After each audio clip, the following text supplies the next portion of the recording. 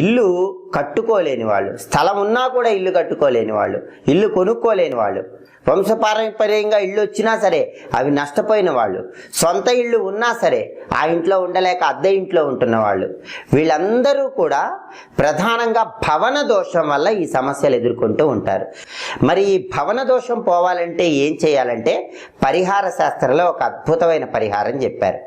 ఆ పరిహారం ఏంటంటే కందిపప్పు, మినప్పప్పు, పెసరపప్పు మర ఆడించి పిండిలాగా చేసుకున్నాక ఆ 3 పిండ్లు కలపాలి. కలిపిన తర్వాత ఆ పిండ్ల మిశ్రమంలో నీళ్లు కలిపి 11 చిన్న చిన్న ఉండల్లాగా తయారు చేసుకోవాలి. ఆ 11 చిన్న చిన్న ఉండల మీద బెల్లం ముక్కలు ఉంచాలి. అలా బెల్లం ముక్కలు ఉంచిన తర్వాత ఆ 11 చిన్న చిన్న ఉండలు బుధవారం పూట గోవుకి ఆహారంగా తినిపించాలి. ఇలా చేస్తే భవన దోషం అనేది తొలగిపోతుంది.